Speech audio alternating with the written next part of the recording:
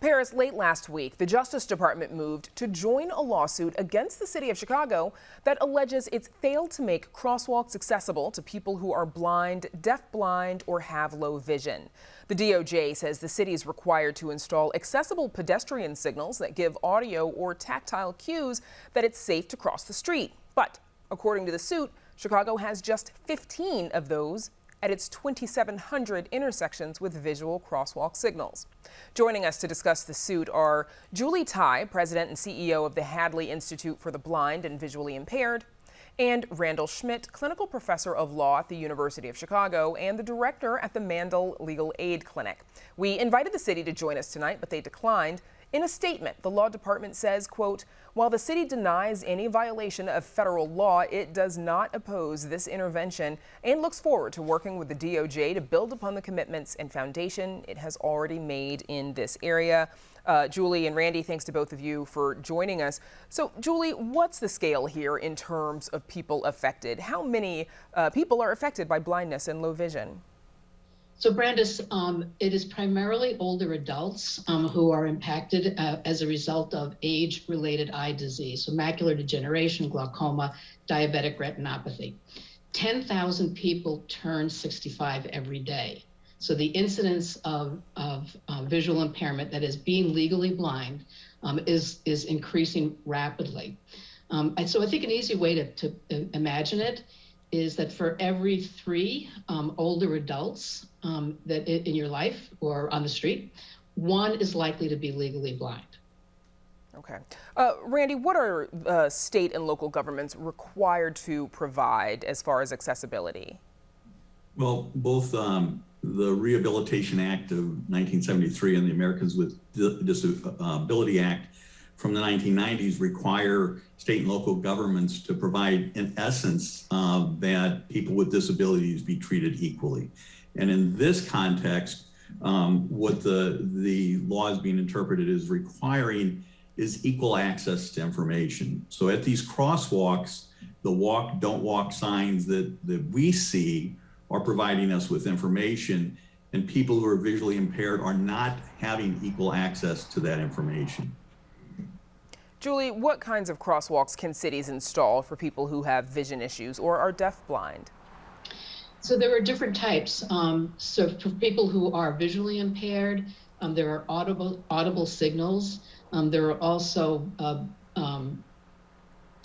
chirps and talking messages.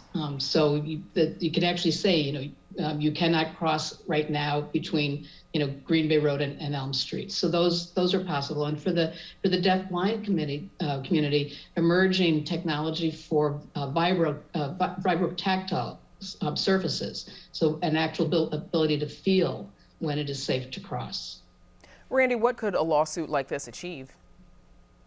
Well, most importantly, it can achieve injunctive relief that requires an order requiring the city to install some type of device so that people who are visually impaired know when it's safe to cross these intersections. As you mentioned, there are only 15 of these out of 2,700 intersections that the city has deemed require that type of information to be provided to sighted people, but not to people who are visually impaired. So that's the most important relief.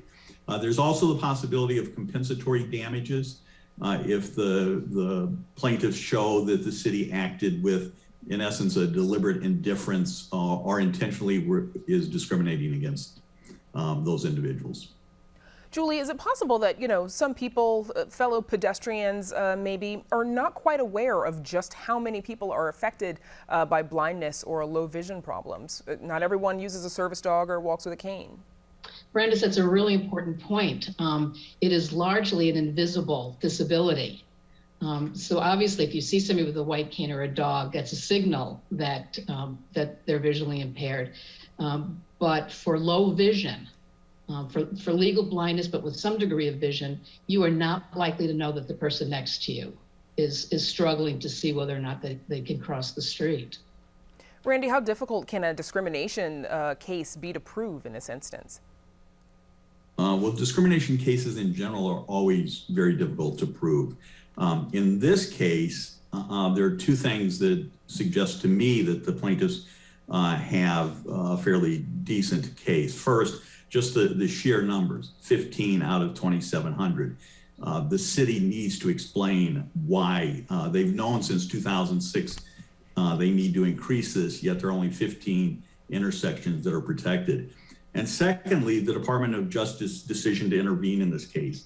The Department of Justice did this after an investigation into this, and its investigation, the DOJ concluded that the city was violating these two acts, and so they are seeking to intervene. Julie, are you hopeful that, accessible pedestrian signals will become commonplace in Chicago and other cities? Yeah, I'm very hopeful. I believe the city of Chicago cares about its citizens and wants to do the right thing. Complex cities have lots of priorities. I think the Department of Justice's intervention is going to make this a higher priority. And I have to wonder if it really isn't sending a signal to other cities across the country that this is important. And it gives Chicago an opportunity to be a model city for other cities. Okay, that's where we'll have to leave it. Julie Ty and Randall Schmidt, thanks for joining us. I'm sure the two of you will keep watching, keep an eye on this case. Thank you. Good night.